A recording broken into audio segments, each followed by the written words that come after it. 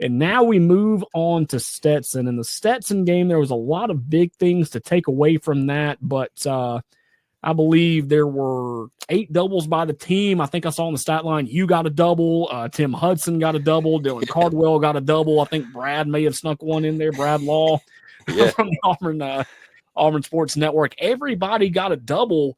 And when you look at the hit total, Auburn had 12 hits. Stetson had 12 hits.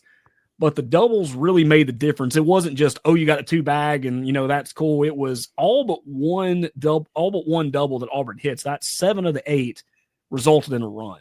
So the extra base hits were key, and they were really good against the Stetson Hatters. And then the one run that wasn't a result of a double was a bomb in the canyon by Ike Irish. And it was one of those, we were eating dinner at a friend's house. I had a friend from North Carolina coming to town this weekend. So we were eating dinner somewhere. We were listening to the game on the way back, and we heard Andy.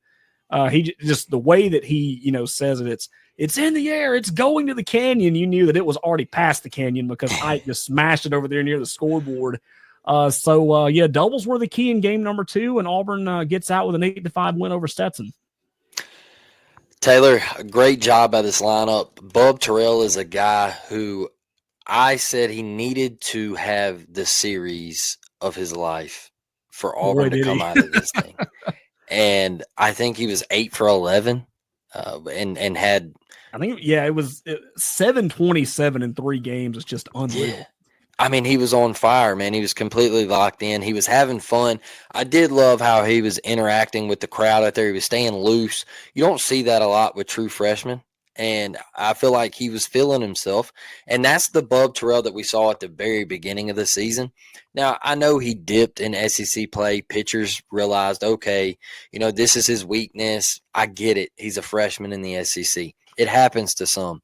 But he picked back up in the postseason, and his double, when it was 5-3, I think it was the top of the 6th, and he had, I think it was a 3-2 count, and he sends a shot to the monster out in left field, and it clings off the monster, and the place is going crazy.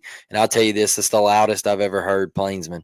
And when he slides into second, he does his little dance right there. And that put Auburn up 7-3. And that's when you really felt the momentum turn into Auburn's favor.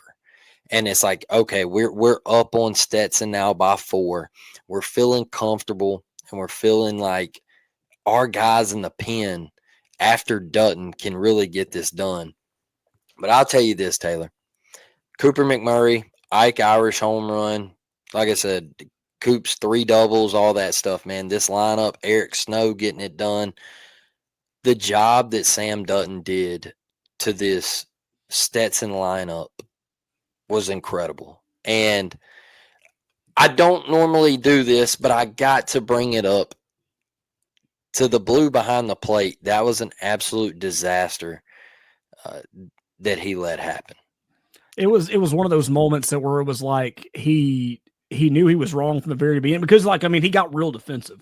Yes. And that was another one of those moments that I was in the car. I didn't get to watch it on the screen, but just, listening to Andy describe it and Brad Law describe it and all that. I mean, it was just looked like he was looking for a problem. He was looking for a way to make a Plainsman Park record crowd put all their attention on him. It's like he wasn't getting enough.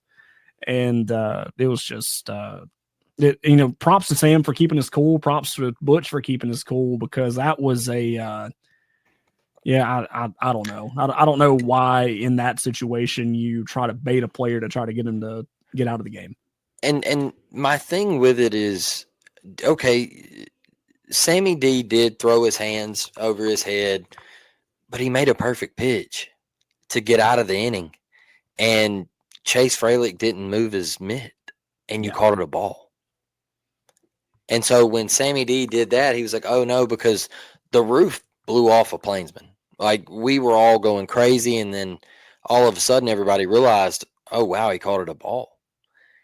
And he immediately pointed at Sammy D and was like, hey, don't you do that again or you're out of here.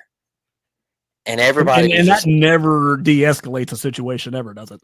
Exactly. And so now Sammy D continues to pitch, and some people are like, "Hey, do you go get him? Like, you can't have this go on because now you feel like he's out to get Sammy D." Yeah. And Sammy D delivered a couple more pitches, and you were like, "Hey, man, where are those at?" And then all of a sudden they get a hit, and you're like, "Okay, here we go." One deflects off of Sammy D's hip, and Rembert's playing. He's playing double play depth, and it trickles out into right field, and it was just unfortunate breaks. But the standing ovation for Samuel Dutton and him coming out of that ball game for the job that he did. This was a guy that Taylor he didn't have that great a career at LSU, and he comes over to Auburn and he flourishes and grows into a Friday night ace for a team that's the number 4 overall national seed in the country. And it just shows, in my opinion, how great Butch Thompson and this staff is. And I know Everett Teaford gets a lot of crap, and people wanted him fired last year, and some at the beginning of the year were on his case. But you see the development out of this pitching staff and how they've grown throughout the season. And watching Sammy D come off that field Saturday night was something that I'll probably won't forget, man. Like it was an incredible moment.